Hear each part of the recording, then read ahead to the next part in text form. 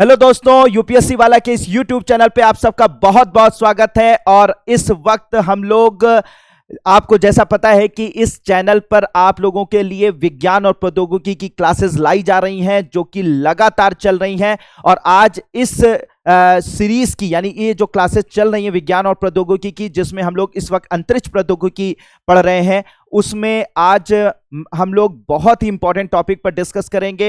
Hope कि आप लोग बहुत जबरदस्त तरीके से तैयारी कर रहे होंगे और ये जो क्लासेस हैं आप लोगों के लिए बहुत ज्यादा बेनिफिशियल, बहुत ज्यादा आप लोगों के लिए सहायक साबित हो रही होंगी, ऐसी हम आशा करते हैं। और आप लोग पूरी तरीके से दम लगा दीजिए कि इस बार आप लोगों को एग्जामिनेशन को क्वालिफाई करना है, आप लोगों को इस बार सिलेक्शन पाना है। और उसके लिए हम लोग जिस तरीके से प्रयास कर सकते हैं, आप लोग कमेंट बॉक्स में बताते रहिए। हम लोग हर तरीके से प्रयास करेंगे कि आपको आपके लक्ष्य तक हम लोग पहुंचाने में पूरी मदद कर सकें।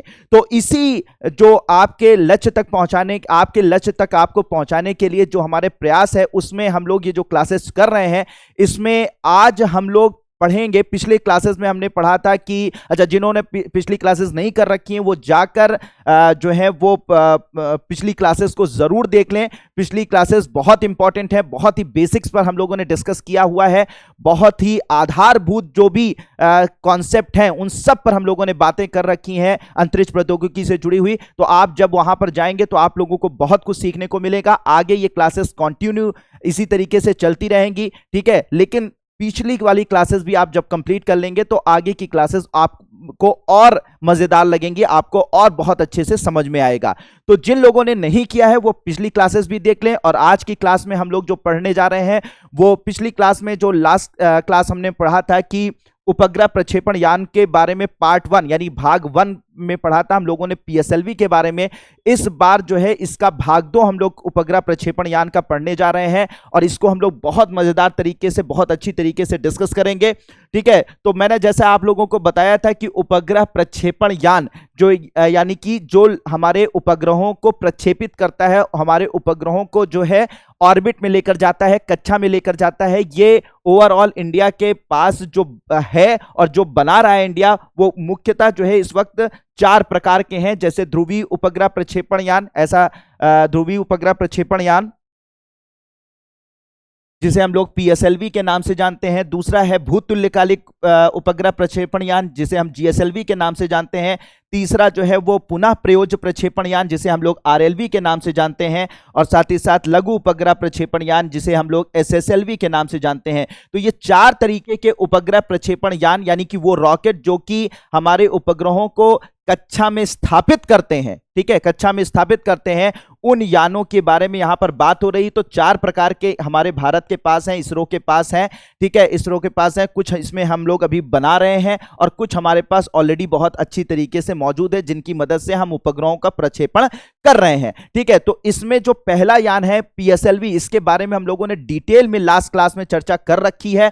तो इसके आगे आज हम लोग बात करेंगे जीएसएलवी के बारे में, भूतुल्यकालिक उपग्रह प्रक्षेपण यान के बारे में, पुनः प्रयोज्य प्रक्षेपण यान यानी आरएलवी के बारे में बात करेंगे और साथ ही साथ एसएसएलवी यानी कि लघु उपग्रह प्रक्षेपण यान के बारे में आज बात करेंगे, ठीक है। तो हम लोग स्टार्ट करते हैं। भूतुल्यकालिक उपग्रह प्रक्षेपण यान किसे बोलते हैं? तो भूतुल्यकालिक उपग्रह प्रक्षेपण यान के बारे में पहली मोटी मोटी बात ये जान लीजिए कि ये जो भूतुल्यकालिक उपग्रह प्रक्षेपण यान होते हैं इनको मुख्यतः बनाया गया था पृथ्वी की सतह से लगभग 36,000 किलोमीटर दूर, ठीक है, 36,000 किलोमीटर दूर, यानी कि 36,000 किलोमीटर दूर एक ऑर्बिट जिसके बारे में हम लोग पहले क्लासेस में बहुत अच्छी तरीके से डिस्कस कर चुके हैं, कक्षा है, ठीक है। यानी पृथ्वी की सतह से लगभग 36,000 किलोमीटर दूर एक कक्षा होती है जिसे हम लोग जियो ऑर्बिट बोलते हैं या जिसे भूतुल्यकालिक कक्षा या भूस्थैतिक कक्षा बोलते हैं। तो इस भूतुल्यकालिक या भूस्थैतिक कक्षा के अंदर, ठीक है, अंदर जो है ये सैटेलाइट को भेजा जाता है, यानी कि उपग्रहों को भेजा जाता है और उन उपग्रहों को यानी उन उपग्रहों को जो भूतुल्यकालिक उपग्रह होते हैं या भूस्थैतिक उपग्रह होते हैं उनको 36,000 किलोमीटर की ऑर्बिट में यानी कि कक्षा में स्थापित करने का काम कौन करता है? भूतुल्यकालिक उपग्रह प्रक्षेपण यान करते हैं, ठीक है। तो ये बात आप लोगों को पहले भी डिस्कस की जा चुकी है, मैंने फिर से एक बार रिवाइज कर दिया जिससे आप लोग समझ सकें कि क्या चीज हम लोग यहां पर डिस्कस कर रहे हैं। ठीक है। तो अब यहां पर आप लोग इसके स्ट्रक्चर के बारे में आप लोग समझ लीजिए कि ये जो आपका भूतुल्यकालिक उपग्रह प्रक्षेपण यान है, ये 3 तरीके के स्टेजेस से मिलकर, 3 चरणों से मिलकर बनता है, 3 चरणों से मिलकर ये चलता है। 3 चरण का मतलब 3 इंजन इसके अंदर लगे होते हैं, वो अलग अलग तरीके के फ्यूल से, अलग अलग तरीके के ईंधन से चलते हैं। जैसे इसका जो पहला चरण है, जो इसका पहला चरण है, ठीक है, पहला चरण है, ये पहला चरण जो है वो चलता है ठोस ईंधन से। किससे चलता है? ठोस ईंधन से चलता है, ठीक है, ठोस ईंधन से। ठोस ईंधन का नाम क्या है? एसटीपीपी, हाइड्रोक्सिल टर्मिनेटेड पॉलीब्यूटाडाइन। ये आपको ऑलरेडी मैंने पिछली क्लास में डिस्कस कर दिया है, ठीक है। तो अब मैंने कहा ना कि पिछली क्लास को आप जरूर देख लें, तो उसमें आपको बहुत सारे बेसिक्स क्लियर हो जाएंगे। चरण क्या होते हैं वो भी आपको बहुत अच्छे से क्लियर हो जाएंगे, ठीक है। यहां पर भी आपको मैं क्लियर करता हुआ चल रहा हूं, लेकिन और भी अच्छे से समझने के लिए पिछली क्लासेस को जरूर अच्छे से देख लें। तो पहला चरण जो है इसका ठोस ईंधन से चलता है, यानी कि पहला जो इसमें चरण होता है, पहला चरण जो है वो ठोस ईंधन से चलने वाले इंजन से बना होता है। फिर उसके बाद दूसरा चरण जो चलता है, ठीक है, जो सेकंड इसमें चरण होता है, सेकंड स्टेज होती है, वो चलती है लिक्विड इंजन से, यानी कि तरल ईंधन से, ठीक है। तरल ईंधन से चलती है। किससे चलती है? तरल ईंधन से चलती है। तरल ईंधन में इसमें यूडीएमएच का उपयोग किया जाता है, अनसिमेट्रिकल डाइमिथाइल हाइड्राजाइन, ठीक है। ये क्या होता है वो भी मैंने पिछले क्लास में बताया हुआ है, फिर से बता दिया मैंने कि तरल ईंधन जो इसके अंदर उपयोग में लाया जाता है वो कौन सा है? यूडीएमएच, अनसिमेट्रिकल डाइमिथाइल हाइड्राजाइन। ये सेकंड चरण होता है। फिर उसके बाद इसका जो तीसरा चरण होता है, थर्ड चरण होता है, तीसरा चरण यानी तीसरा जो इंजन इसमें लगा होता है वो चलता है, इसे हम लोग बोलते हैं क्रायोजेनिक इंजन। क्रायोजेनिक इंजन, इसे क्या कहा जाता है? क्रायोजेनिक इंजन के नाम से जाना जाता है इसे। तो ये जो क्रायोजेनिक इंजन होता है, ये क्रायोजेनिक इंजन जो चलता है, वो क्रायो का मतलब क्या होता है? क्रायो का मतलब होता है बिलो फ्रीजिंग टेम्परेचर, यानी कि जो फ्रीज जो हिमांक ताप जो होता है, उस हिमांक ताप से नीचे अगर कोई चीज की जाती है तो उसे हम लोग क्या बोलते हैं? क्रायोजेनिक बोलते हैं, ठीक है। हिमांक जिसमें हिम जम जाती है, यानी कि बर्फ एक तरीके से 0 डिग्री सेल्सियस से नीचे अगर कोई भी चीज की जा रही है तो वो क्रायोजेनिक के अंतर्गत आता है। लेकिन माना यह जाता है कि 0 डिग्री सेल्सियस नहीं, लगभग -150 डिग्री सेल्सियस से नीचे अगर कोई तकनीक उपयोग में लाई जाती है तो उसे क्रायो टेक्निक बोलते हैं। क्या बोलते हैं? Cryo technique. लगभग, ये कोई स्टैंडर्ड नहीं डिसाइड है, लेकिन फिर भी माना जाता है कि -150 डिग्री सेल्सियस से नीचे अगर कोई तकनीक उपयोग में कोई तकनीक यूज होती है तो उसे क्रायो तकनीक के नाम से जानते हैं। तो इस इंजन में हम लोग जो फ्यूल यानी कि जो ईंधन डालते हैं, याद रखिएगा, वो डालते हैं लिक्विड यानी कि तरल हाइड्रोजन डालते हैं। क्या डालते हैं? तरल हाइड्रोजन, ठीक है। इस क्रायोजेनिक इंजन के अंदर हम किस ईंधन का उपयोग करते हैं? तरल हाइड्रोजन का उपयोग करते हैं। और तरल, जैसा कि आपको पता है कि जो हाइड्रोजन होती है वो गैस होती है, तो गैस होती है, हाइड्रोजन तो गैस है, तो उसको तरल में बदलने के लिए लगभग -256 डिग्री सेल्सियस की जरूरत होती है। कितनी जरूरत होती है? लगभग -256 डिग्री सेल्सियस। तो लगभग -256 डिग्री सेल्सियस पर ये जो हाइड्रोजन गैस के रूप में रहती है, ये तरल में बदल जाती है, और इस तरल हाइड्रोजन को हम ईंधन की तरह उपयोग में लाते हैं। किसके अंदर? क्रायोजेनिक इंजन के अंतर्गत। इसके अलावा इसके अंदर इसको जलाने के लिए, इस ईंधन को जलाने के लिए जो ऑक्सीजन की जरूरत होती है, यानी कि ऑक्सीकारक की तरह जो काम करता है वो काम करता है, यानी इस ईंधन को जलाने के लिए ऑक्सीकारक की जरूरत होती है, और ऑक्सीकारक की तरह से यूज होता है तरल ऑक्सीजन। क्या यूज होती है? तरल ऑक्सीजन, ठीक है, तरल ऑक्सीजन। और तरल ऑक्सीजन भी लगभग माना जाता है कि -216 के करीब, लगभग -216 डिग्री सेल्सियस के करीब इसको ऑक्सीजन को गैस से तरल रूप में परिवर्तित किया जाता है, ठीक है। तो ओवरऑल आपको क्या मैंने बताया कि ये जो इंजन है, ठीक है, ये जो इंजन है, ये तीसरे चरण में जो इंजन इसमें उपयोग में लाया जाता है वो कौन सा इंजन होता है? क्रायोजेनिक इंजन होता है। क्रायोजेनिक इंजन में ईंधन का उपयोग जो होता है वो तरल हाइड्रोजन उपयोग में लाई जाती है। -256 डिग्री सेल्सियस पर हाइड्रोजन को, गैस को तरल में बदला जाता है, यानी तरल में ये परिवर्तित हो चुकी होती है। और साथ ही साथ इस ईंधन को जलाने के लिए जो ऑक्सीजन मिलती है वो ऑक्सीकारक द्वारा मिलती है, और ऑक्सीकारक क्या उपयोग में लाया जाता है? तरल ऑक्सीजन। और तरल ऑक्सीजन भी लगभग -216 डिग्री सेल्सियस पर तरल ऑक्सीजन में मतलब उसको गैस से तरल अवस्था में बदला जाता है। ठीक है, तो यह बात मुझे लगता है आपको समझ में आ गई होगी। ठीक है, तो मैंने क्या बताया कि जो ये भूत तुल्यकालिक उपग्रह प्रक्षेपण यान है, जिसे हम लोग क्या बोलते हैं, GSLV के नाम से बोलते हैं, जियो सिंक्रोनस सैटेलाइट लॉन्च व्हीकल के नाम से बोलते हैं।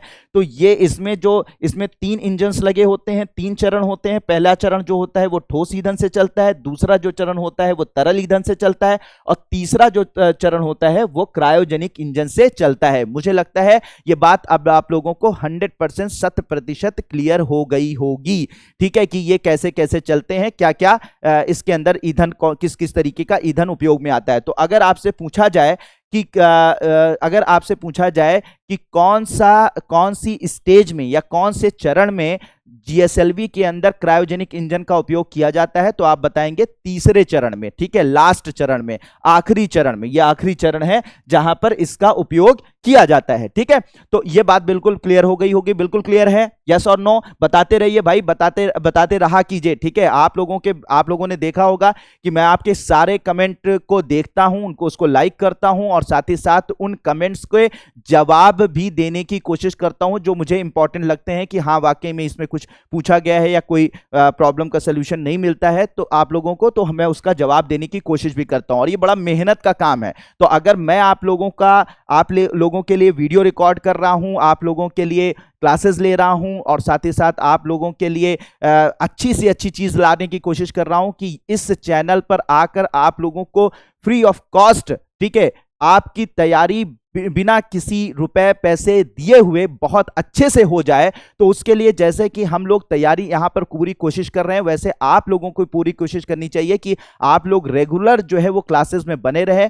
ठीक है, क्योंकि ये सब किसके लिए किया जा रहा है? ये हम लोग अपने लिए नहीं, ये आपके लिए किया जा रहा है। ठीक है, आप लोगों के लिए किया जा रहा है। तो अगर आप बहुत अच्छे से अगर इस क्लास में प्रेजेंट नहीं रहेंगे तो फिर ये इतनी मेहनत किसके लिए की जा रही है? ठीक है, तो आप लोग रेगुलर जो है वो इसको क्लास को इंटरेक्टिव बनाने के लिए आप लोग रेगुलर जो है कमेंट बॉक्स में कमेंट करते रहा कीजिए, आप लोगों को सारी बातें बताते रहा कीजिए। मैं हर कमेंट को देखता हूं, लाइक करता हूं, और साथ ही साथ मैं पर्सनली करता हूं। पर्सनली जो है जिसको आंसर दे सकता हूं उन सबको आंसर भी करता हूं, उनके जवाब भी देने की कोशिश करता हूं। ठीक है, तो अगर हम लोग इतनी मेहनत कर रहे हैं तो आप तो कमेंट ही करना है ना सर। कमेंट करके बताते रहिए कि आपको मजा आ रहा है, बहुत मजा आ रहा है, जबरदस्त लग रहा है। ठीक है, जो भी है वो आप वहां पर जरूर मेंशन करते रहिए। ठीक है, तो मुझे लगता है कि आप लोग और बहुत सारे लोग अब रेगुलर हो गए हैं, बहुत सारे लोगों के रेगुलर कमेंट आते रहते हैं, तो अच्छा लगता है। ये सारी चीजें हम लोगों को पता चलता है कि बच्चे इंटरेक्ट कर रहे हैं। ठीक है, तो अब ये सारी कोशिशें ये सारी चीजें, तो अब मुझे लगता है कि अब आपको समझ में आ गया होगा कि जो GSLV होता है उसमें कौन कौन से इंजन से होते हैं, कितने इंजन होते हैं, कौन सा इंजन किस ईंधन से चलता है। ये बातें आप लोगों को समझ में आ गई होंगी। जिसने पिछली क्लासेस करी होंगी वो तो और बहुत अच्छे से समझ रहा होगा, और जिसने आज भी क्लासेस जो कर रहा होगा वो भी बहुत अच्छे से समझ रहा होगा। लेकिन पिछली क्लासेस में आप लोगों को कह दूं कि जरूर कर लीजिएगा। ठीक है, जिससे कि और आपके बेसिक्स मजबूत हो जाएं। ठीक है, चलिए, तो अब ये बात आप लोगों को समझ में आ गई कि ये कैसे चलता है। अब बात आता है कि सर ये जो GSLV है, ठीक है, GSLV है, ये GSLV जो है हमारे पास, तो आपने कल बताया था, लास्ट क्लास में बताया था कि सर GSLV तो हमारे पास था नहीं। ठीक है, तो ये हमने बना कैसे लिया सर? आपने तो बताया था कि रशिया से हमारी डील चल रही थी और रशिया ने हमें इसके क्रायोजेनिक तकनीक है उसको देने से मना कर दिया था अंतरराष्ट्रीय दबाव में। तो फिर कैसे हमने बना लिया? तो बात ये हुई थी कि 1992 में जब रशिया जो है हमें इसकी तकनीक ट्रांसफर करने वाला था, तकनीक जब हमें देने वाला था क्रायोजेनिक इंजन बना। देखो फिर से समझ लो कि क्रायोजेनिक इंजन को बनाना आसान काम नहीं है। दुनिया में बहुत कम देश हैं जिनके पास क्रायोजेनिक इंजन बनाने की तकनीक है। थोड़ा सा समझ लीजिए। ठीक है, अब क्योंकि क्रायोजेनिक इंजन खुद ही देख रहे हो कि यहां पर तुम अपने एक फ्रिज को -4 -10 डिग्री सेल्सियस पर मेंटेन करने के लिए, तुम्हारे घर में जो फ्रिज है जरा समझो, उसको तो मेंटेन करने के लिए कितनी मशीनें लगी होती हैं जिसमें से -4 -10 डिग्री सेल्सियस मेंटेन करना होता है। तो वहां पर तो मेंटेन करने के लिए इतनी सारी मशीनें लगी होती हैं। जरा सोचिए कि हाइड्रोजन को गैसीय अवस्था से तरल अवस्था में लाना है -256 डिग्री सेल्सियस पर, तो यह काम मामूली काम तो नहीं हो सकता है, ये इसके लिए मामूली तकनीक का उपयोग तो नहीं हो सकता है।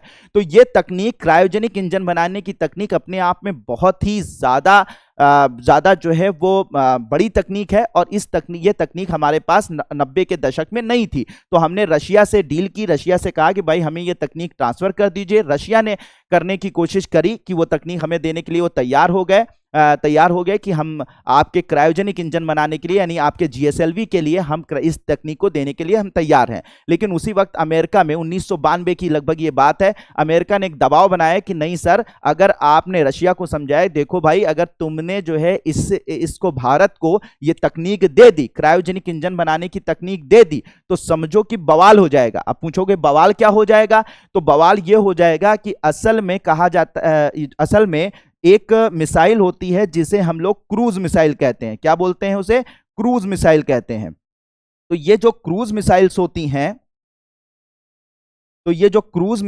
हैं, आप लोगों ने जरूर नाम सुना होगा। तो ये जो क्रूज मिसाइल होती हैं, तो ये क्रूज मिसाइल जो होगी, ये क्रूज मिसाइल के अंदर असल में क्रायोजेनिक इंजन का उपयोग होता है, क्रायोजेनिक इंजन का उपयोग होता है। तो अमेरिका ने कहा कि अगर क्रूज मिसाइल, अब क्रूज मिसाइल क्या होती है, बैलिस्टिक मिसाइल क्या होती है, जब हम लोग डिफेंस वाला सेक्शन पढ़ेंगे तो डिटेल में पढ़ेंगे, ठीक है, अभी ये समझ लीजिए। तो क्रूज मिसाइल जो होती हैं उनमें क्रायोजेनिक इंजन का उपयोग होता है। तो अमेरिका ने कहा कि अगर तुमने रशिया को कहा कि अगर तुमने भारत को क्रायोजेनिक तकनीक दे दी, तो इस क्रायोजेनिक तकनीक की मदद से भारत जो है वो क्रूज मिसाइल बनाना शुरू कर देगा, ठीक है, जिसकी वजह, क्योंकि क्रूज मिसाइल का जो क्रायोजेनिक इंजन होता है उसका उपयोग क्रूज मिसाइल में भी होता है। तो ऐसा ना हो जाए कि क्रायोजेनिक इंजन का उपयोग या दुरुपयोग कर ले भारत और उससे क्रूज मिसाइल बनाना स्टार्ट कर दे, जिससे कि ये अपने क्षेत्र के लिए बहुत बड़ा खतरा बन जाएगा। ऐसा इल्जाम लगाया भारत पर, ऐसा रशिया को यह कहकर समझाया। किसने समझाया? अमेरिका ने। तो अमेरिका के दबाव की वजह से क्या हुआ कि रशिया ने इस टेक्नोलॉजी को ट्रांसफर करने से मना कर दिया, मना कर दिया। तो ऐसी कंडीशन में भारत बहुत ज्यादा दूसरों पर डिपेंड हो गया, क्योंकि उसको 36,000 किलोमीटर की ऑर्बिट में अपने संचार उपग्रहों को भेजना था, अपने जो है वो मौसमी उपग्रहों को भेजना था, और उनको भेजने के लिए इस जीएसएलवी की जरूरत थी, जीएसएल यानी कि भूतुल्यकालिक उपग्रह प्रक्षेपण यान की जरूरत थी, और क्रायोजेनिक इंजन के बगैर ये बन नहीं सकता था। तो ऐसी कंडीशन में जब ये तकनीक हमें नहीं मिल पाई रशिया द्वारा, तो फिर हमें क्या करना पड़ा कि अपने मौसमी और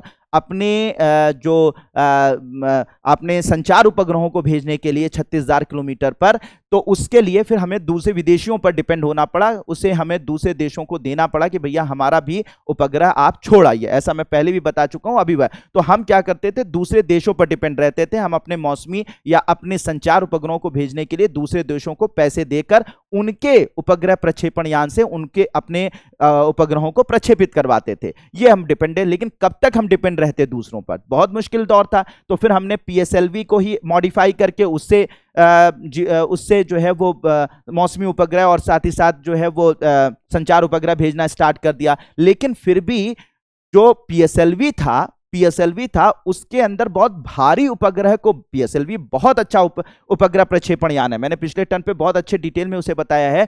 तो पीएसएलवी बहुत अच्छा उपग्रह प्रक्षेपण यान है, लेकिन उसकी एक कमी यह है कि वो बहुत भारी उपग्रहों को अपने साथ नहीं ले जा सकता था। 36,000 किलोमीटर की ऑर्बिट में 36,000 किलोमीटर की ऑर्बिट में वो ले तो जा सकता था, लेकिन सिर्फ हल्के उपग्रहों को ले जा सकता था, भारी उपग्रहों को नहीं ले जा सकता था। और जो मौसमी उपग्रह होते हैं, संचार उपग्रह होते हैं, वो होते कैसे हैं? थोड़ा भारी होते हैं, ठीक है। तो भारी उपग्रहों को ले जा सकने में सक्षम नहीं था। तो ऐसी कंडीशन में हमारी मजबूरी थी कि या तो हम मौसमी उपग्रहों को या संचार उपग्रहों को विदेशियों को देकर, उनको मोटे पैसे देकर हम उनकी मदद से अपने उपग्रहों को प्रक्षेपित करवाएं, और अगर यह ना पॉसिबल हो पाए तो हम पीएसएलवी से करें। लेकिन पीएसएलवी की समस्या ये थी कि वो भारी उपग्रहों को ले नहीं जा सकता था। तो अब क्या करते? तो फिर रशिया को हमने बहुत समझाया कि भाई ऐसा नहीं है कि हम गलत इसका यूज करेंगे, कोई दिक्कत नहीं। तो फिर बाद में रशिया हमारा दोस्त था, ठीक है, उस जमाने में भी दोस्त है, उस जमाने में भी था। तो फाइनली जो है रशिया ने कहा ठीक है साहब, ठीक है, हम तकनीक ट्रांसफर तो आपको नहीं कर सकते हैं, लेकिन ये है हमारे ऊपर भी अंतर्राष्ट्रीय दबाव है, हम भी अमेरिका के मकसद को समझ रहे हैं, लेकिन हम आपको एक तरीके से मदद कर सकते हैं। कैसे मदद कर सकते हैं?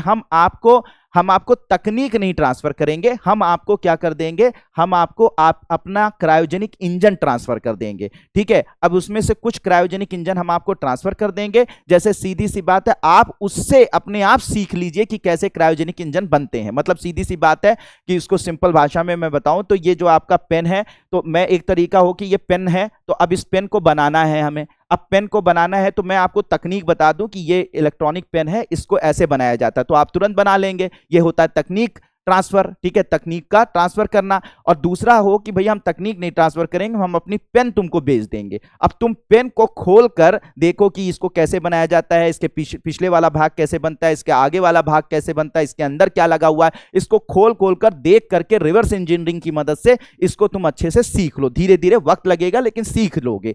तो यही वाला लगभग काम आम भाषा में मैंने आपको समझाने की कोशिश की, ये रशिया ने किया। रशिया ने हमें अपने कुछ इंजन दे दिए, क्रायोजेनिक इंजन प्रोवाइड कर दिए कि भाई तुम इसको ले लो, देख लो, अच्छे से समझ लो, और उसके बाद धीरे धीरे अपना खुद का अपना देसी इंजन तैयार कर लो, क्रायोजेनिक इंजन तैयार कर लो जो जीएसएलवी में उपयोग कर सकोगे। तो भारत ने कहा भाई ठीक है हम कर लेंगे, तुम हमें मदद करो। तो इसी तरीके से क्या हुआ, क्रायोजेनिक इंजन को ट्रांसफर कर दिया गया, रशिया ने इंडिया को ट्रांसफर कर दिया। ठीक, अब क्या हुआ, तो अब रशिया के क्रायोजेनिक इंजन की मदद से हमने जीएसएलवी बनाया। ठीक है, पहला जीएसएलवी बनाया, इसका नाम रखा जीएसएलवी MK1 रखा।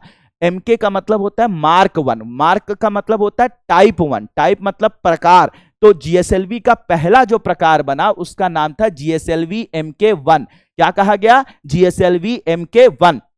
ठीक है, और इसमें क्या हुआ, इसमें जो इंजन लगाए गए थे वो किसके इंजन लगाए हुए गए थे, रशिया के इंजन इसके अंदर लगाए गए थे। किसके इंजन लगाए गए थे, रशिया के क्रायोजेनिक इंजन का उपयोग इसके अंदर किया गया था। तो रशिया के क्रायोजेनिक इंजन का उपयोग इसके अंदर किया गया था। तो हमने जीएसएलवी का मार्क 1 बनाया, जीएसएलवी मार्क 1 बनाया, जिसमें हमने रशिया से मांगे हुए इंजनों का उपयोग करके उपयोग किया। तो इसको हमने मुख्यतः जो जीएसएलवी का ये वर्जन या यह प्रकार बनाया था, इसको मुख्यतः हमने अनुसंधान और विकास के लिए किया था। किसके लिए किया था, अनुसंधान और विकास के लिए, यानी कि किस तरीके से हमने सीखने के लिए एक तरीके से इस जीएसएलवी MK1 को बनाया कि जी भैया हम कैसे क्रायोजेनिक इंजन बनाया जाएगा और कैसे क्रायोजेनिक इंजन का उपयोग करके हम कैसे लॉन्च व्हीकल यानी प्रक्षेपण यान बना सकते हैं, इसको सीखने का प्रयास किया, अनुसंधान करने का प्रयास किया, विकास करने का प्रयास किया। ठीक है, तो जो जीएसएलवी MK1 था वो मुख्यतः अनुसंधान और विकास के लिए बनाया गया। इसमें रशिया के क्रायोजेनिक इंजन का उपयोग किया गया जो रशिया ने हमें दिया था। ठीक है, तो जब हम धीरे धीरे वक्त के साथ हमने क्रायोजेनिक इंजन बनाने की तकनीक डेवलप कर ली, धीरे धीरे जब ये तकनीक डेवलप हो गई तो फिर उसके बाद हमने जीएसएलवी का दूसरा वर्जन बनाया जिसका नाम रखा जीएसएलवी MK2 बोला। ठीक है, जीएसएलवी MK2 कहा गया। ठीक है, समझ में आ रही बात। तो जीएसएलवी MK1 सिर्फ अनुसंधान और विकास के लिए, और जीएसएलवी MK2 जो है वो किसके लिए बनाया गया, जीएसएलवी MK2 बनाया गया अब इससे काम लेने के लिए। अब इसमें जो इंजन लगाया गया रशिया का नहीं बल्कि भारतीय इंजन इसमें लगाया गया। भारतीय यानी अब हम लोगों ने सीख लिया कि क्रायोजेनिक इंजन कैसे बनाया जाता है, और फाइनली भारतीय क्रायोजेनिक इंजन का इसमें उपयोग किया गया। किसमें, जीएसएलवी MK ठीक है 2 में। ठीक है, भारतीय क्रायोजेनिक इंजन का उपयोग यानी देसी क्रायोजेनिक इंजन का उपयोग किया हमने जीएसएलवी MK2 में, हमने बनाना सीख लिया। ठीक है, अब भारतीय क्रायोजेनिक इंजन का उपयोग किया, लेकिन इसमें जो पेलोड यानी कि ये जो पेलोड अपने साथ ले जा सकता था, जो उपग्रह ले जा सकता था, इसकी यानी जीएसएलवी MK2 की जो कैपेसिटी थी लो अर्थ ऑर्बिट में यानी निम्न भूकक्षा में ये लगभग 5000 किलोग्राम के सैटेलाइट ले जा सकता था, उपग्रह ले जा सकता था। अगर लो अर्थ ऑर्बिट में यानी 200 से लेकर 2000 किलोमीटर की ऑर्बिट में अगर इसे सैटेलाइट को ले जाना होता है तो लगभग 5000 किलोग्राम के सैटेलाइट को ले जा सकता था। ठीक है, लेकिन जियो में यानी कि भू तुल्यकालिक कक्षा में यह लगभग सिर्फ 2500 किलोग्राम के ही सैटेलाइट को ले जा सकता था, जो कि वहन क्षमता यानी कि जो पेलोड कैपेसिटी है इसकी, ये कंपैरेटिवली जियो में, क्योंकि हमें मुख्यतः जियो यानी कि भूतुल्यकालिक कक्षा में ही भेजना था उपग्रह को, तो भूतुल्यकालिक कक्षा में भेजने के लिए ये जो पेलोड कैपेसिटी है, ये जो वहन क्षमता है, वो कंपैरेटिवली कम थी।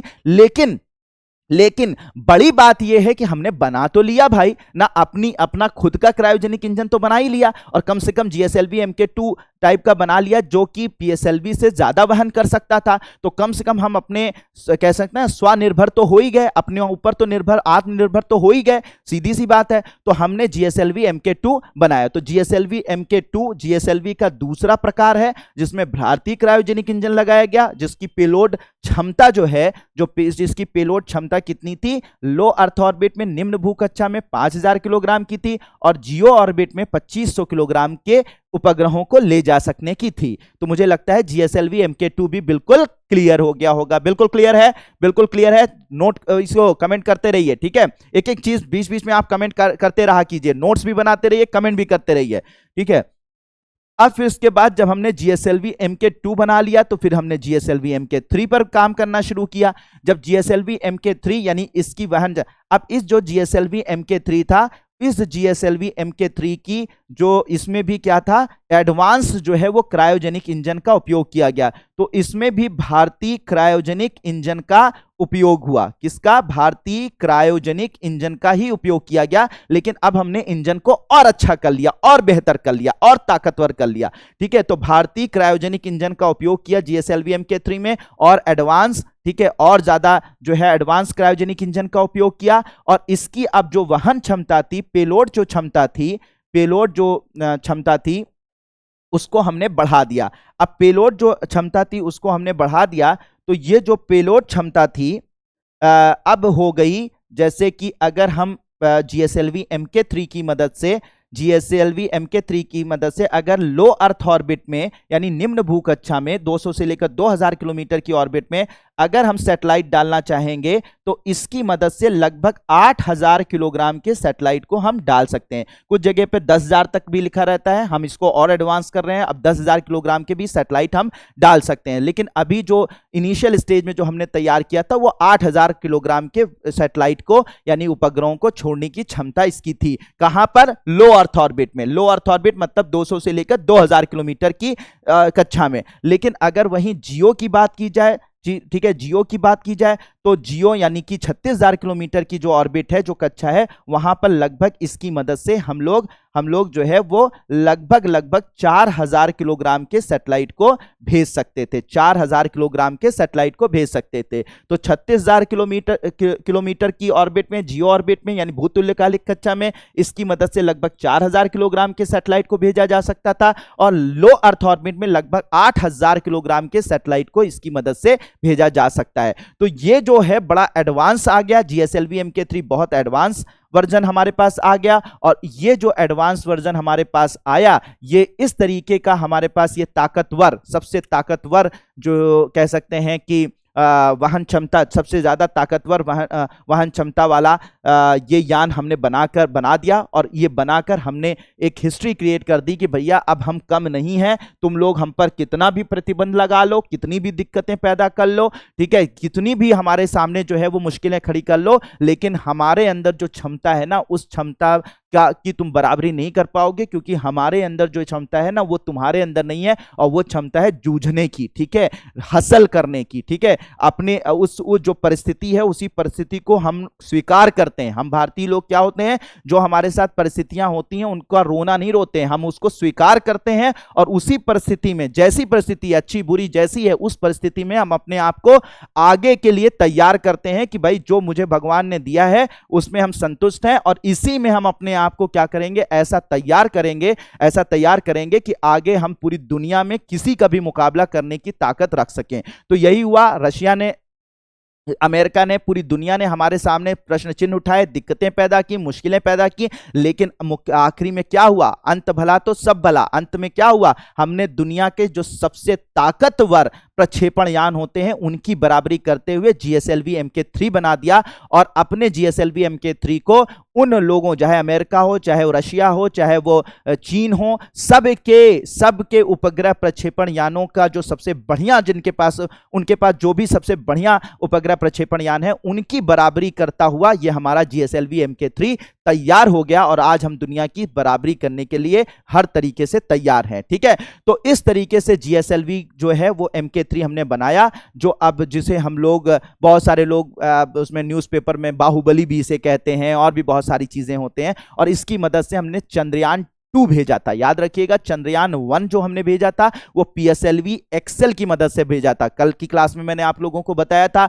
और जो GSLV Mk3 है उसकी मदद से हमने भेजा था चंद्रयान 2 को भेजा था, याद रखिएगा। ठीक है, तो ये मुझे लगता है आपको समझ में आ गया होगा कि GSLV के 3 प्रकार हैं। GSLV Mk1 अब ये रिटायर हो चुका है क्योंकि अनुसंधान और विकास के लिए बनाया गया था, अब इसका काम खत्म हो चुका है। हमारे पास वर्तमान में GSLV Mk2 है और GSLV Mk3 है। और मुझे लगता है कि आप लोगों को समझ में आ गया होगा कि एग्जैक्टली ये GSLV Mk2, Mk3 या Mk1 का क्या मतलब होता है। तो इस वक्त जो आपको चित्र दिखाई पड़ रहा है ये GSLV Mk2 का है।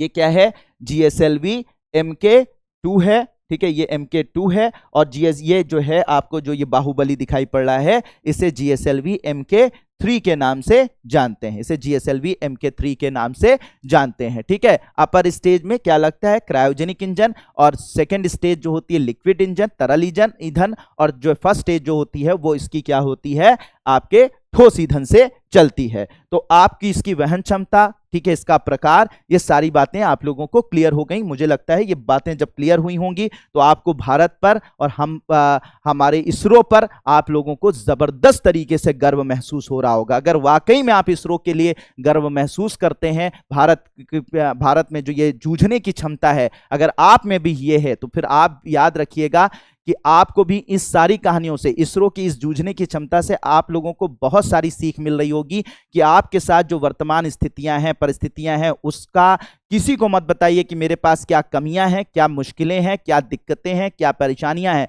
बल्कि उन मुश्किलों को दूसरों से बताएंगे, दूसरे मजाक उड़ाएंगे, दूसरे सिर्फ आप पर प्रश्न चिन्ह उठाएंगे, दूसरे सिर्फ आपका जो है वो आपकी जो कमजोरियां हैं ना, उन कमजोरियों का फायदा उठाना चाहेंगे। ये दुनिया में बहुत कम ही लोग मिलेंगे जो आपको सपोर्ट करेंगे। ठीक है, आप दूसरों से जब अपनी बातें, प्रॉब्लम, मुश्किलें शेयर करते हैं ना, तो लोग समझ जाते हैं कि अरे यार ये तो ऐसे ही है, और वो आपका फायदा उठाने की कोशिश करते हैं। मैं बहुत फैक्ट बात बता रहा हूं। आप किसी भी इंडस्ट्री, कहीं पर भी जॉब लेने चले जाइए और आप बता दीजिए कि मुझे बहुत ज़रूरत है सर, इस जॉब की मुझे ज़रूरत है और ये जॉब मुझे दे दीजिए।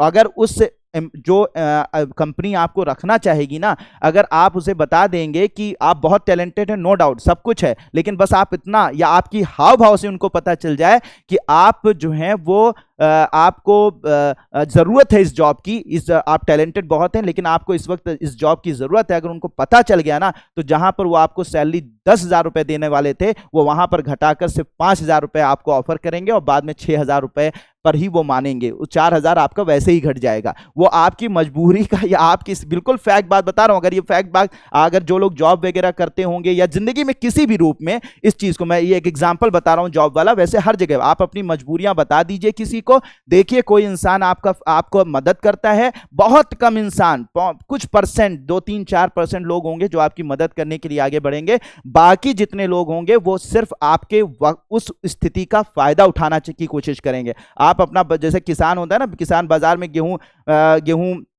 बेचने जा रहा है, अगर वो बता दे कि हमारा गेहूं सड़ने वाला है, भाई इसको खरीद लीजिए, तो लोग जो है जहां 10 रुपए किलो गेहूं का दे रहे होंगे वहां से 5 ही रुपए किलो में भाव लगाना उसका स्टार्ट कर देंगे। तो ये पूरी दुनिया की हकीकत है, और इसी हकीकत को अगर हम लोग पहले से समझ लें तो ज्यादा बेहतर होगा, अपनी जिंदगी को बेहतर तरीके से जी पाएंगे। तो जब भी आपकी स्थिति बुरी हो, आप कोशिश करिए कि दूसरों से उसी से शेयर कर सकते हैं, लेकिन शेयर करने वाले इंसान को पहले आपका परखा हुआ इंसान, आपके माता पिता हो सकते हैं, आपका भाई बहन हो सकता है, या आपका बहुत क्लोज फ्रेंड हो सकता है, जिसको आपने परखा हो, उसी से शेयर कीजिए। वरना अगर आप ऐसे शेयर करने की कोशिश कर रहे हैं, किसी से भी अपनी स्थिति बताने की कोशिश कर रहे हैं, तो वो समझ जाएगा, जिस वक्त वो समझ जाएगा कि आपके साथ समस्याएं हैं, वो आपका फायदा उठाने की कोशिश करेगा।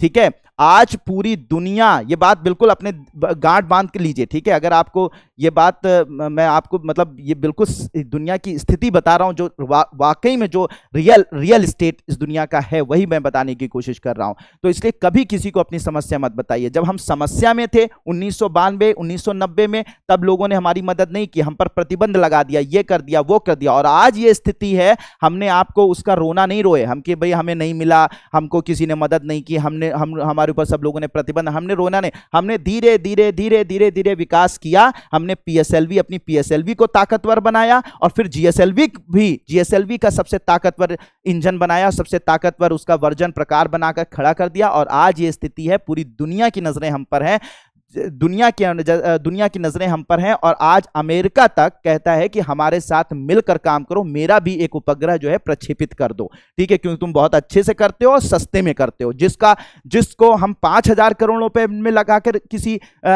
उपग्रह को हम भेजते हैं कहीं पर, तो आप जो है सिर्फ 500 करोड़ में उस उपग्रह को भेज देते हो, इतना सस्ता भी करते हो, सफल भी हो, तो हमारा कर दो। तो आज अमेरिका हमारे पीछे पीछे टहल रहा है। क्यों टहल रहा है? क्योंकि हमारी स्थिति हमने बेहतर कर दी है, इसलिए वो हमारे पीछे पीछे टहल रहा है, ठीक है। जब स्थिति खराब थी तो दूर से ही कह रशिया देने वाला था, रशिया को मना कर दिया, नहीं साहब तुम दे नहीं सकते हो, क्योंकि ये एमटीसीआर का एक मिसाइल टेक्नोलॉजी कंट्रोल रिजीम है, उसका सदस्य देश भारत नहीं था। इसी वजह से उसका सदस्य देश ना बन पाने की वजह से हमें कह दिया कि भाई सदस्य देश नहीं है, इसको बाहर निकालो, ये हमारे इलीट क्लास का मेंबर नहीं है भारत। तब हमारे साथ अलग तरीके से गेम कर रहा था, लेकिन जब आज हमारे पास सब है तो हमसे कहता है कि भैया हमारा भी यान छोड़ दो यार, हमारा भी उपग्रह छोड़ दो, तुम सस्ते में छोड़ते हो, बढ़िया से छोड़ते हो, तो समझ लो ना।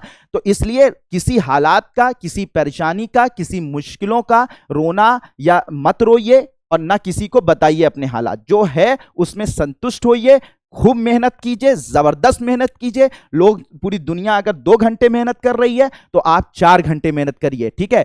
बस आप जो कर सकते हैं वो करते रहिए, और बाकी सफलता असफलता भगवान पर छोड़ दीजिए। कभी भी भगवान आपको निराश नहीं करेगा। ये दिल से मैं बात बता रहा हूं, इसे दिल तक पहुंचना चाहिए आपकी बात, ठीक है।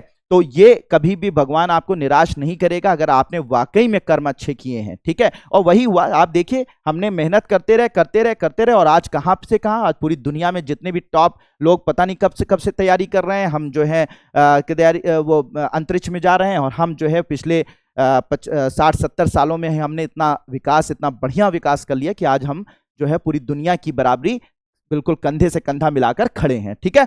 तो ये बातें आप लोगों को बहुत अच्छे से समझ में आ जानी चाहिए। अब बात आती है कि सर ये जो जीएसएलवी था, तो जीएसएलवी से अभी हाल में कौन से उपग्रह भेजे गए? तो जीएसएलवी से अभी हाल में उपग्रह भेजे गए, ठीक है।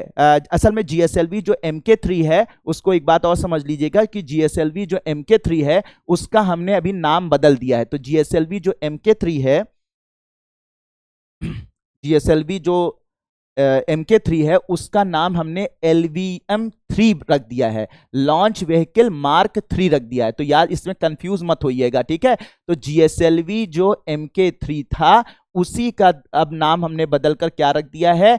LVM-3 लॉन्च व्हीकल मार्क 3 रख दिया है, ठीक है। तो LVM-3 अगर कहा जाए या GSLV मार्क 3 कहा जाए, वो दोनों सेम है, ठीक है। और उनकी कैपेसिटी वगैरह सब सेम है, जैसा कि मैंने आपको बताया था। 8,000 किलोग्राम के उपग्रहों को ले जाने में LMV-3 सक्षम है। कहां पर? लो अर्थ ऑर्बिट में, ठीक है।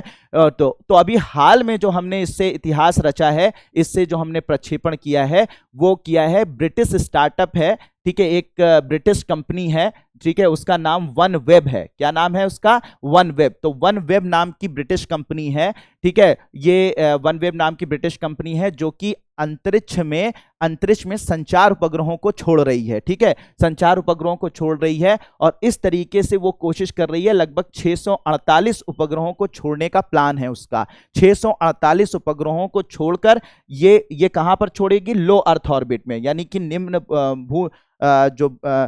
भू कक्षा है, लो अर्थ ऑर्बिट है। तो उसी लो अर्थ ऑर्बिट में लगभग 648 उपग्रहों को भेजकर ये पूरे के पूरे लो अर्थ ऑर्बिट को घेर देगी, ठीक है, घेर देगी। और फिर इसकी मदद से पूरी दुनिया में संचार जो सुविधाएं ये प्रोवाइड करेगी। कौन करेगा? संचार उपग्रहों को भेजकर ये सुविधाएं कौन देगा? ये देगा वनवेब कंपनी। कहां की कंपनी है? ब्रिटिश कंपनी है, ठीक है। तो ये ब्रिटिश कंपनी वनवेब के 648 उपग्रहों का प्लान है कि 648 उपग्रह भेजे जाएंगे लो अर्थ ऑर्बिट में, निम्न भू कक्षा में, और इसकी मदद से संचार संचार संचार माध्यम जो है ये प्रोवाइड करेगा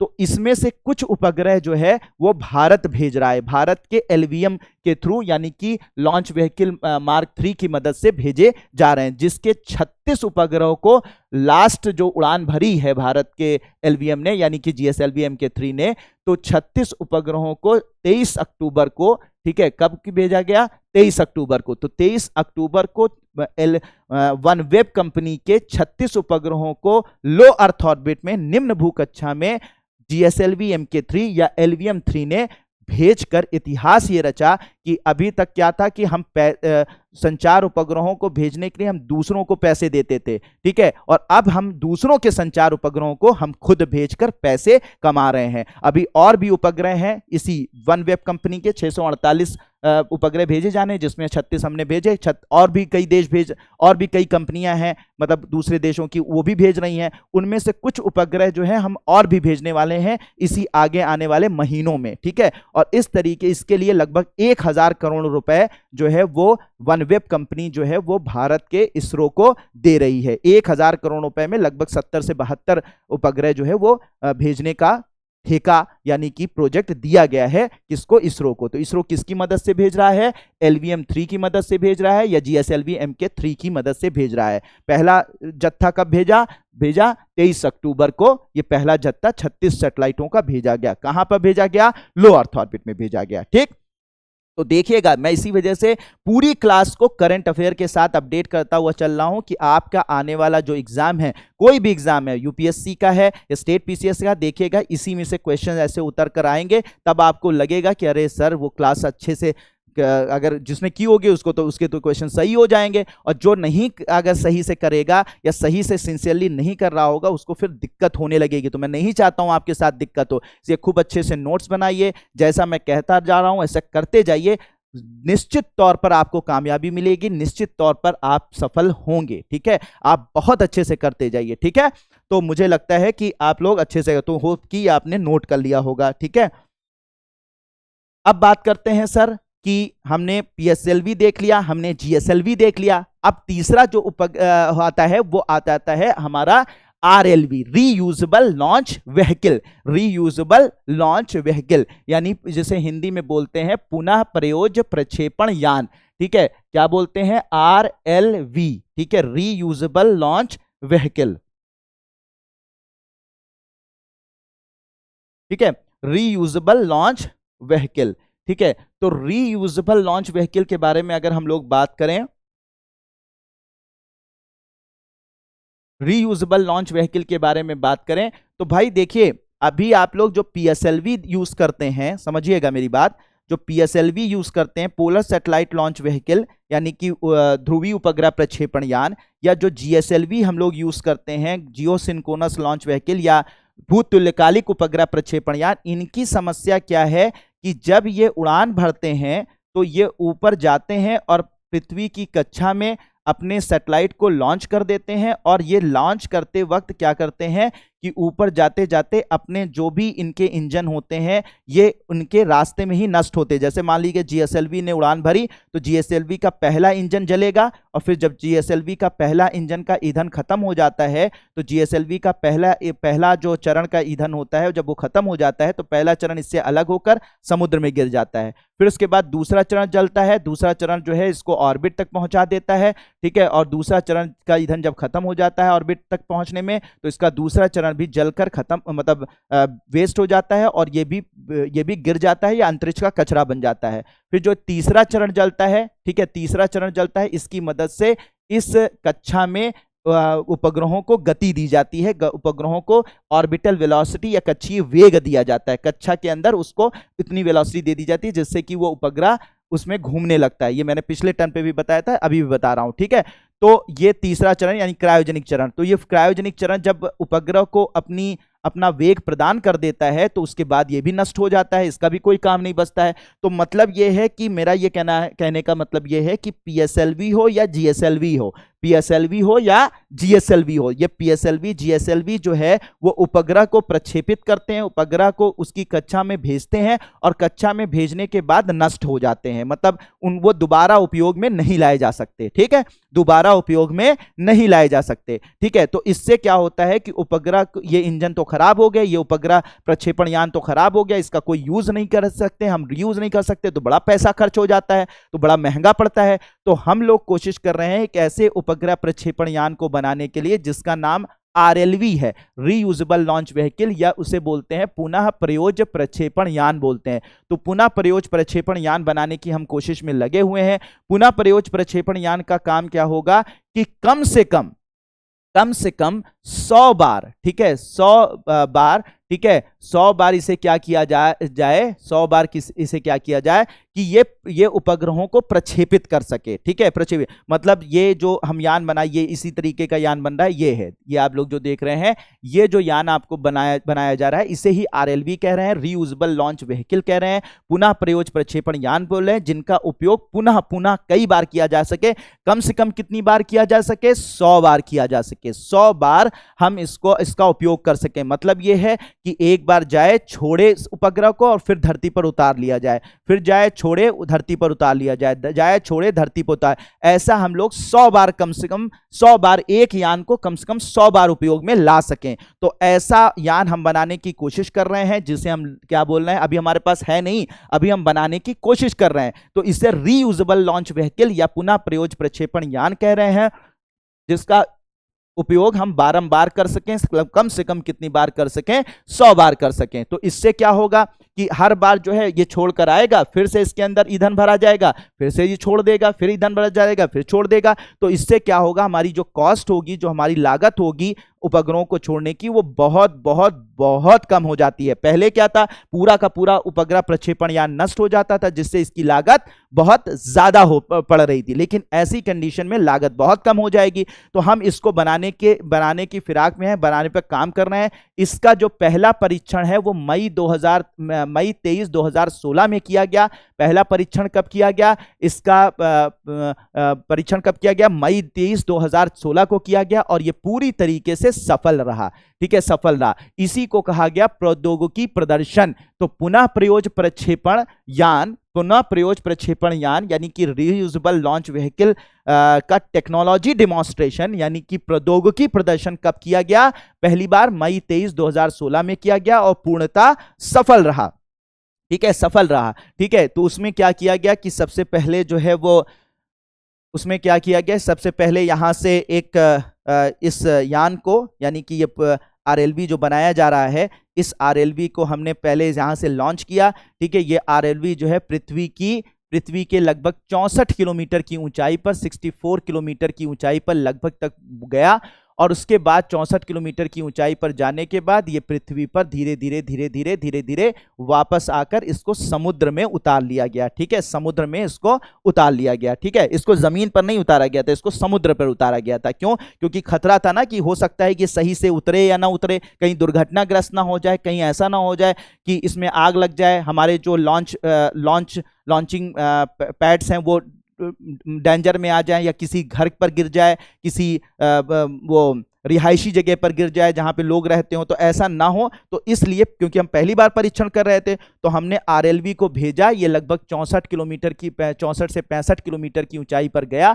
64 से 65 किलोमीटर की ऊंचाई पर गया, और उसके बाद धीरे धीरे ये इसको धरती पर बिल्कुल अच्छी तरीके से इसको धरती के समुद्र में इसको उतार लिया गया। तो ये परीक्षण जो था, जिसमें हमें ये टेस्ट करना था क्या ये उतनी ऊंचाई तक जा पाता है, क्या उतना वेग ये उतनी वेलोसिटी के साथ, उतने वेग के साथ ये चल पाता है कि नहीं चल पाता है जितना हम अनुमान लगा रहे हैं, और ये क्या सुरक्षित रूप से क्या धरती पर उतर पाता है कि नहीं उतर पाता है। ये सारी चीजों का हमने परीक्षण किया, और ये परीक्षण पूरी तरीके से क्या हो गया? सफल हो गया। ठीक है, 2016 में ये परीक्षण किया गया आरएलवी टीडी के नाम से। ठीक है, reusable launch vehicle technology demonstration के नाम से, और ये सफल रहा परीक्षण। तो ये माना जा रहा था, क्योंकि ये परीक्षण काफी सफल रहा था, तो ये माना जा रहा था कि अब जो है वो आरएलवी टीडी के परीक्षण के सफल होने के बाद, ये होगा कि हम लोग जो है 2-3 साल 2016 में किया गया था, तो ये माना गया तो 2018-19 तक फिर परीक्षण करेंगे, 2-3 बार फिर परीक्षण करेंगे और 2023 तक ये हमारे पास आ जाएगा। लेकिन बीच में कोरोना आ गया, बहुत सारी समस्याएं, टेक्निकल समस्याएं, जिसकी वजह से इसका दोबारा पुनः परीक्षण नहीं किया जा पाया। इसकी वजह से ये प्रोजेक्ट थोड़ा सा लेट हो गया है। लेकिन अभी हाल में, अभी बहुत जल्दी जो है हम इसका जो है RLV का, रीयूजेबल लॉन्च व्हीकल का, पुनः प्रयोज्य प्रक्षेपण यान का हम लैंडिंग एक्सपेरिमेंट करने जा रहे हैं। ठीक है, लैंडिंग, LEX का मतलब होता है लैंडिंग एक्सपेरिमेंट, L का मतलब लैंडिंग, लैंडिंग का मतलब होता है उतरना, और EX का मतलब होता है एक्सपेरिमेंट। ठीक है, परीक्षण। ठीक है, तो लैंडिंग परीक्षण करने जा रहे हैं। ठीक है, अब कब करने जा रहे हैं इसकी डेट मैं नहीं बता सकता था। अनुमानित ये था कि पिछले साल ही हो जाना था, लेकिन नहीं हो पाया। लेकिन ये अनुमान है कि जल्दी इसका परीक्षण करेगा इसरो। इसमें क्या है कि हेलीकॉप्टर की मदद से, इसमें क्या है, हेलीकॉप्टर की मदद से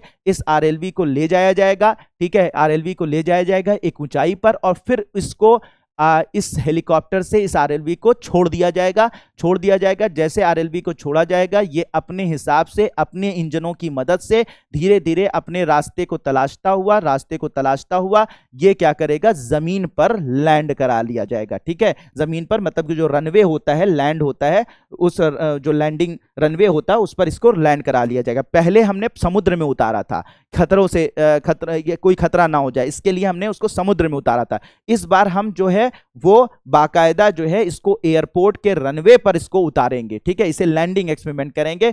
तो ये कोशिश की जाने वाली है, बहुत जल्दी जो है ये कोशिश की जाने वाली है, जिसमें हम क्या करेंगे, रीयूजेबल लॉन्च व्हीकल को हेलीकॉप्टर से ले जाकर एक ऊंचाई से ले जाने के बाद उसको छोड़ेंगे, और फिर छोड़ने के बाद उसको धीरे धीरे वो अपने इंजनों की मदद से धीरे धीरे रनवे को तलाशता हुआ लैंड करेगा। और लैंडिंग एक्सपेरिमेंट अगर ये सफल हो जाता है तो होप, ये आशा हम करते हैं कि 2025 के बाद कभी भी, अगर ये पूरे सफल रहता है 2025 से 30 के बीच में कभी भी ये रीयूजेबल लॉन्च व्हीकल हमारे पास हो सकता है, जिसका यूज हम बार बार पुनः कई बार किया जा सकेगा। ठीक है, तो ओवरऑल ये हम RLV बनाने की कोशिश कर रहे हैं और होप कि ये बहुत जल्दी हमारा ये मिशन भी कंप्लीट हो जाएगा। तो हमारे पास PSLV हो गया, GSLV हो गया, और अगर RLV बन गया तो RLV भी हो जाएगा। ठीक है, जिसका हम तो बस बहुत सारे लोग कहेंगे सर क्या ये भारत पहली बार ये भारत ही सिर्फ कर रहा है, इससे पहले किसी नहीं? ऐसा नहीं है, अमेरिका, रशिया वगैरह के पास पहले से ही RLV टाइप के बहुत सारे यान रहे हैं। ठीक है, तो ये कोई नई बात नहीं है, लेकिन हमारे लिए बड़ी बात है कि, ठीक है, हमारे लिए बड़ी बात है, तो हम पहली बार इस तरह का यान बना रहे हैं। अगर किसी आप लोगों में, अच्छा चलिए मैं आपसे सवाल ही पूछ लेता हूं, इसका कमेंट बॉक्स में जवाब दीजिए कि इस तरीके के रीयूजेबल लॉन्च व्हीकल, पुनः प्रयोज्य प्रक्षेपण यान अमेरिका किस नाम से उपयोग में लाता रहा है? मतलब क्या नाम, यानी अमेरिका के कौन कौन से रीयूजेबल लॉन्च व्हीकल अमेरिका जो है वो उपयोग में लाता रहा है भूतकाल में। ठीक है, और उनके क्या क्या नाम हैं। ठीक है, उन नामों को आप कमेंट बॉक्स में कमेंट कीजिए। ये आपका सवाल है, ये आप थोड़ा रिसर्च कीजिए और उसके बाद इसका जवाब दीजिए कि अमेरिका के पुनः प्रयोज्य प्रक्षेपण यान जैसे यान कौन कौन से थे, उनके क्या क्या नाम थे। ठीक है, उस तरीके के जो यान थे वो कौन कौन से थे, उनका क्या नाम था, उसको जो है आप कमेंट बॉक्स में कमेंट कीजिए। बिल्कुल इसी तरह से नहीं थे जिस तरह से हमारा भारत का है, लेकिन वो आप RLV के जैसा जिसको पुनः कई बार उसका उपयोग किया जा सकता था। ठीक है, किया जा सकता था, तो उसको कमेंट बॉक्स में कमेंट कीजिए। रशिया का भी कमेंट कीजिए और अमेरिका का भी कमेंट कीजिए, देखता हूं कौन बहुत अच्छे से आंसर करता है। ठीक है, चलिए, तो RLV भी मुझे लगता है आप लोगों को बिल्कुल क्लियर हो गया होगा। RLV का भी काम, RLV भी आपको समझ में आ गया होगा। बिल्कुल क्लियर है 100%। ठीक है, लगे बिल्कुल एक एक चीज में यहां पर क्लियर करता चल रहा हूं, जिससे कि आप लोगों को कोई समस्या नहीं हो। कुछ लोग मुझसे सवाल पूछ रहे थे कि सर आपकी क्लास अगर हम कर लें तो सर ये सफिशिएंट होगा, हमारे 2023 में एग्जाम है। मैं कहता हूं मोर देन सफिशिएंट है, आप इतना कंप्लीट करके जाइए। ठीक है, कंप्लीट प्लस करंट अफेयर को, जो अभी तक का करंट अफेयर है वो मैं अपडेट कर रहा हूं। इसके अलावा जो है वो आगे आने वाला मतलब आज के बाद का जो करंट अफेयर है उसे आप अपडेट करते जाइए। देखिएगा, आपके सवाल अगर एग्जाम में ना आए तो आप कहिएगा। ठीक है, आपको बहुत मजा आने वाला है, जब आप पेपर देंगे तब आपको याद आएगी मेरी। ठीक है, कि सर ने सही कहा था कि आप मेरा सवाल जो है वो मेरे पढ़ाए हुए में से बहुत सारी चीज़ें एग्जामिनेशन में आई हैं। ठीक है, तो आप विश्वास रखिए, खूब अच्छे से मेहनत करते रहिए, रेगुलर मेहनत करते रहिए। मैं दिल से आप लोगों को चाहता हूं कि आप लोग सफल हों। ठीक है, मैं आपको यहां से देख नहीं पा, हम लोगों का एक अलग तरीके का रिश्ता है ना, कि जैसे कि एक अलग तरीके का रिश्ता बन रहा है कि मैं आपको यहां से देख नहीं पाता हूं, लेकिन बिना देखे आपसे जबरदस्त तरीके की मोहब्बत है, जबरदस्त तरीके का प्रेम है। तो इस प्रेम को आप बनाए, आप तो हमें देख पाते हैं, हम तो नहीं देख पाते ना आपको। ठीक है, तो लेकिन ये प्रेम बहुत जबरदस्त है। ठीक है, बहुत दिल से मैं आप लोगों से प्रेम करता हूं, बहुत दिल से मोहब्बत करता हूं। तो इस मोहब्बत को बनाए रखिए, बताइए। और अगर मोहब्बत और प्रेम जो है आप हमसे करते हैं और इस क्लास के माध्यम से कर रहे हैं, तो उसको जाहिर भी कीजिए। मैं कहता हूं ना, आप बताइए कमेंट बॉक्स में कि आप लोगों को बहुत मजा आ रहा है, आप लोगों को बहुत हेल्प मिल रही है, तभी तो मुझे लगेगा मैं सही काम कर रहा हूं आप लोगों के लिए। चलिए, तो ये सारी चीजें हैं, तो ये बात याद रखिएगा। ठीक है, तो अब हम लोग बात करते हैं लघु उपग्रह प्रक्षेपण यान की। ठीक है, SSLV। ठीक है, स्मॉल सैटेलाइट लॉन्च व्हीकल, क्या बोलते हैं इसे? SSLV, small satellite launch vehicle. ठीक है, होता यह है ना कि बहुत सारे कहते हैं ना कंटेंट की कमी है हमारे हिंदी माध्यम में। ठीक है, बिलीव कीजिए, इसी वजह से मैं हिंदी माध्यम का मैंने बेड़ा उठाया है कि हिंदी माध्यम में जो कंटेंट की कमी है, कि अच्छा कंटेंट नहीं अवेलेबल है। ठीक है, इस कहावत को अब खत्म कर दिया जाए। ठीक है, पूरी कोशिश मेरी है।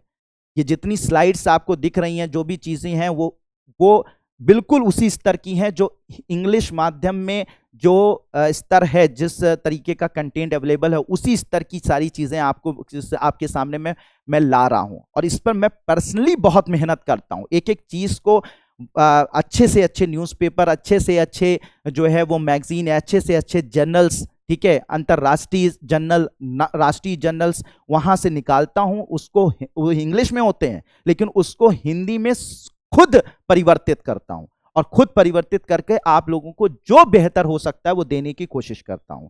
ठीक है, जो बेहतर हो सकता है उसे देने की कोशिश कर रहा हूं। तो बस आप की तरह मैं अपनी तरफ से पूरी मेहनत कर रहा हूं, आप भी इसी तरीके से लगे रहिए और कामयाबी मिलकर रहेगी। किसी कोई नहीं, कोई माध्यम का रोना नहीं रोना है। ठीक है, हम हिंदी माध्यम के, हमें गर्व है कि हम हिंदी माध्यम के हैं और हम करके दिखाएंगे। ठीक है, तो मैं आप लोगों को पूरा सपोर्ट कर रहा हूं, आप भी खूब अच्छे से मेहनत करते रहिए। ठीक है, लग जाइए। चलिए, तो लघु उपग्रह प्रक्षेपण यान की बात की जाए, SSLV की बात की जाए, स्मॉल सैटेलाइट लॉन्च व्हीकल की बात की जाए, ठीक है, लघु उपग्रह प्रक्षेपण यान की बात की जाए, तो ये जो लघु उपग्रह प्रक्षेपण यान है, इसको स्पेशल तरीके से बनाया गया है, इसरो ने बनाया है। और ये क्या करेगा, 300 से लेकर 500 किलोग्राम के सैटेलाइट को, 300 किलोग्राम से लेकर 500 किलोग्राम के सैटेलाइट को लगभग 500 किलोमीटर की लो अर्थ ऑर्बिट में, यानी कि निम्न भूकक्षा में, ठीक है, लो अर्थ ऑर्बिट में ये भेजने का कार्य करेगा। 300 से लेकर 500 किलोग्राम के सैटेलाइट को, 300 से लेकर 500 किलोग्राम के सैटेलाइट को ये निम्न भूकक्षा में भेजने का काम करेगा। ठीक है, 500 किलोमीटर की निम्न भूकक्षा में भेजने का काम करेगा। कहां, कितने किलोमीटर पर? 500 किलोमीटर की निम्न भूकक्षा में भेजने का काम करेगा। कितने किलोग्राम के सैटेलाइट? 300 से लेकर 500 किलोग्राम के सैटेलाइट को ये ले जाएगा। ठीक है, ये ज्यादातर ठोस ईंधन से चलेगा। ये ज्यादातर किस ईंधन से चलेगा?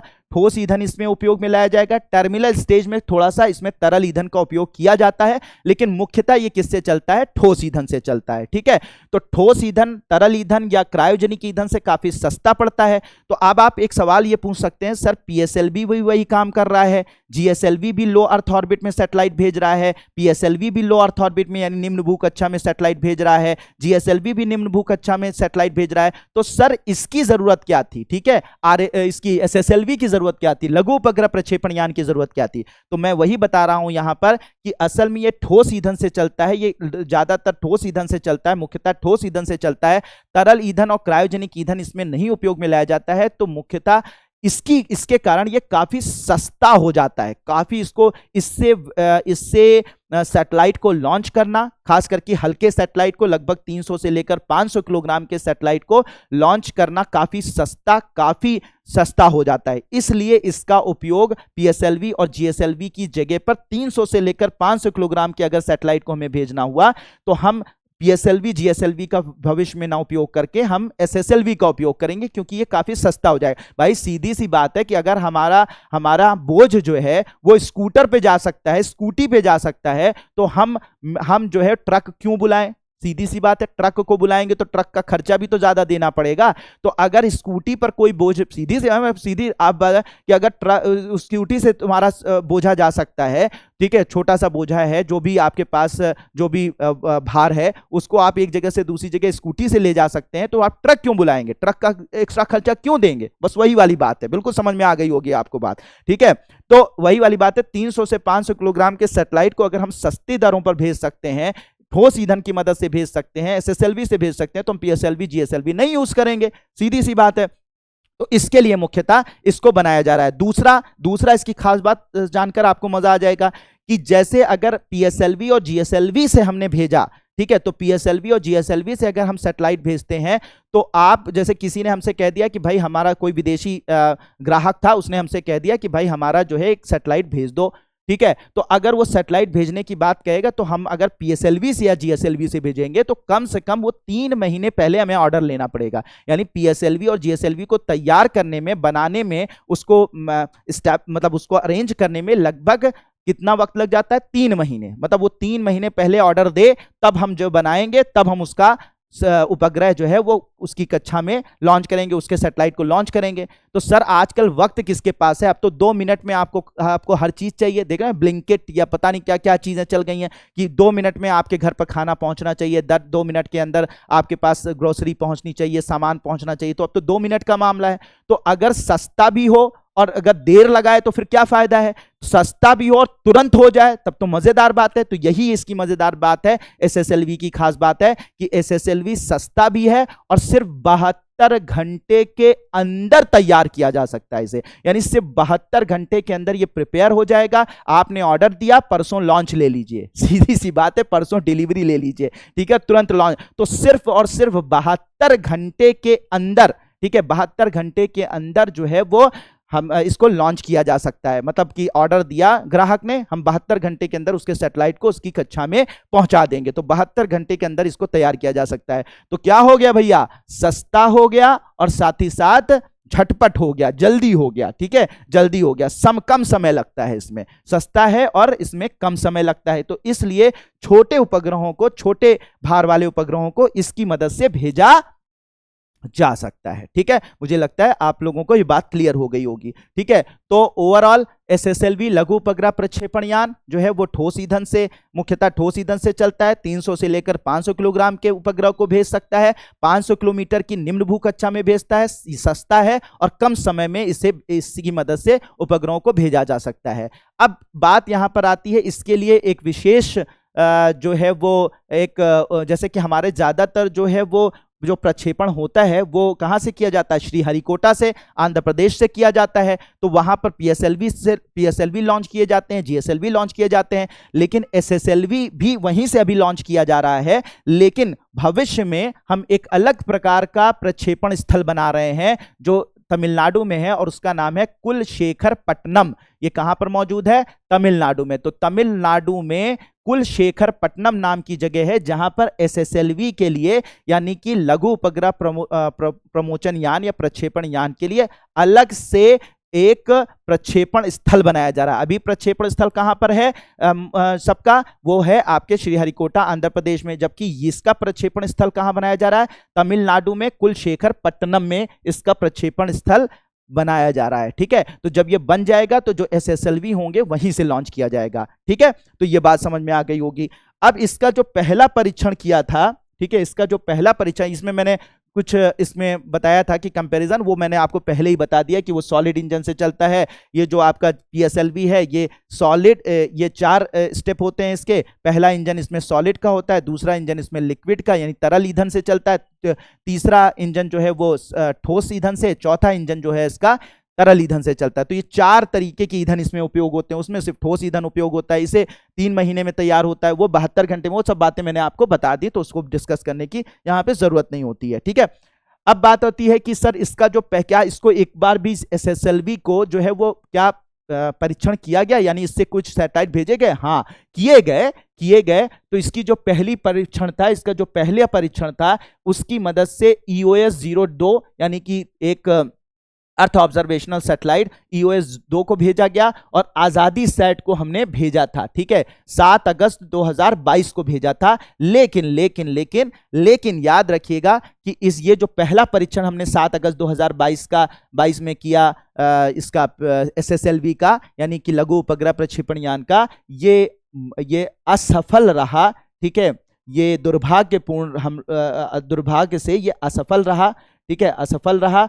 तो अब आप कहेंगे सर असफल हो गया, आपने तो इतना अच्छा बताया, असफल हो गया। देखो याद रख लेना, विज्ञान में असफलताएं नहीं होती हैं, विज्ञान में असफलताएं नहीं होती हैं, बल्कि विज्ञान में या तो सफलता होती है, या तो अगर सफलता नहीं मिलती है तो इसका मतलब यह है कि आप उस जो जिसे आप असफलता कहते हैं, वो असफलता नहीं होती, बल्कि उस असफलता से आप कुछ नया सीखते हैं, जिससे इस बात का अंदाजा हो जाता है कि अगली बार कौन सा काम आपको नहीं करना है और कौन सा काम कैसे अच्छे से करना है, ठीक है। तो विज्ञान में असफलताएं नहीं होती हैं, बल्कि सीख होती है, नई बातें पता चलती हैं, नए परीक्षण से नई चीजें पता चलती हैं, जिससे कि आप आगे चीजों को सुधार कर और बेहतर कर पाते हैं। तो असफलताएं जैसा कुछ नहीं होता। तो आप असफल हुए, असफल आप कह रहे हैं, यह असफलता नहीं है, बल्कि हमने सीखा कि हमें कौन सा काम अगले बार नहीं करना है, ठीक है। और इसके बाद हम बिल्कुल तैयार हैं, फरवरी और मार्च 2023 में हम फिर SSLV से हम अपने उपग्रहों को प्रक्षेपित करने के लिए तैयार हैं, और इस बार हम पूरी उम्मीद करते हैं कि हम सफल हो जाएंगे। हमने पूरा, अब थोड़ी बहुत कभी कभी कुछ टेक्निकल दिक्कतें होती हैं, उसे वैज्ञानिकों ने समझ लिया, और इसके बाद अब अगली बार वो दिक्कतें दोहराई नहीं जाएंगी और हम सफल होंगे, ठीक है, ऐसी हम उम्मीद करते हैं, ठीक है। तो ये पहला परीक्षण इसका असफल रहा था, लेकिन आगे फरवरी और 2023 में इसका फिर से परीक्षण किया जाएगा, मतलब इससे सैटेलाइट को लॉन्च किया जाएगा, और हम उम्मीद करते हैं ये पूरी तरह से सफल हो जाएगा, ठीक है।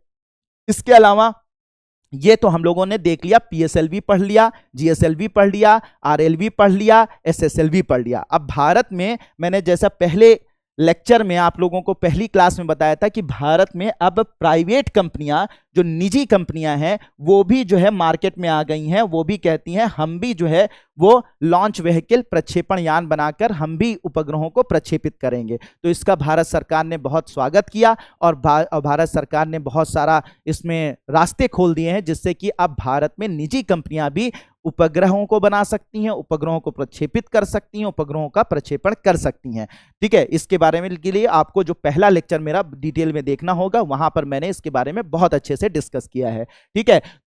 तो इसी के तहत भारत का पहला प्राइवेट कंपनी का, किसी निजी कंपनी का पहला प्रक्षेपण यान जो है वो लॉन्च किया गया, पूरी तरीके से सफल रहा, ठीक है। तो भारत का पहला निजी प्रक्षेपण यान जो है वो निजी प्रक्षेपण यान था, और उसका नाम क्या है? Rocket Vikram S. क्या नाम है उसका? विक्रम एस। तो ये सब भारत का पहला निजी कंपनी का, प्राइवेट कंपनी का प्रक्षेपण यान कौन है? क्या नाम है उसका? विक्रम एस था, ठीक है, विक्रम एस था। कौन सी कंपनी है ये? स्काई रूट, ठीक है, Skyroot Aerospace, Skyroot Aerospace company है। ये भारत की निजी कंपनी है, भारत में मौजूद निजी कंपनी है, जिसका पहला रॉकेट विक्रम एस को लॉन्च किया गया 18 नवंबर 2022। 18 नवंबर 2022 को लॉन्च किया गया, और 18 नवंबर 2022 को ये लॉन्च होकर इसने इतिहास रच दिया। भारत में पहली बार अभी तक भारत में जो भी स्पेस टेक्नोलॉजी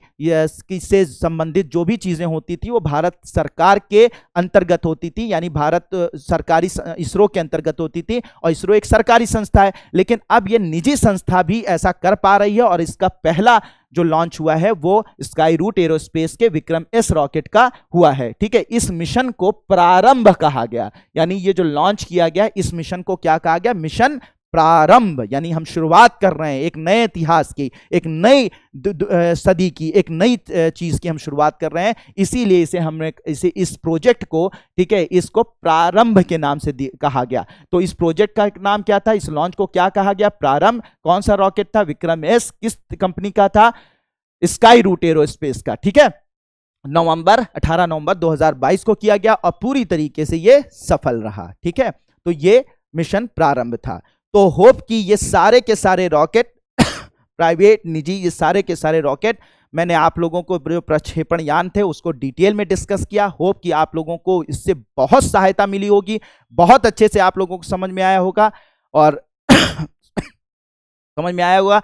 और इस तरीके से मैं उम्मीद करता हूं कि जैसा भी आपको ये वीडियोस लग रहे हैं, ये क्लासेस लग रही हैं, आप कमेंट बॉक्स में जरूर कमेंट कीजिए। ठीक है, मजा आ रहा है, खूब लिखिए, मजा आ गया लिखिए कमेंट बॉक्स में, मुझे बहुत मोटिवेशन मिलेगी और फिर मैं आप लोगों के लिए और भी मेहनत करके और भी अच्छी चीजें आप लोगों के लिए लेकर आऊंगा। ठीक है, तो आज की क्लास के लिए इतना ही काफी है। मुझे लगता है खूब अच्छे से आपने तैयार किया होगा, समझ में आया होगा, अब नोट्स भी बना लिए होंगे, इसको रिवाइज कीजिए और अच्छे से लग जाइए मिशन, आगे अपने मिशन के लिए इसके तैयारी कीजिए। All the best and may God bless you all.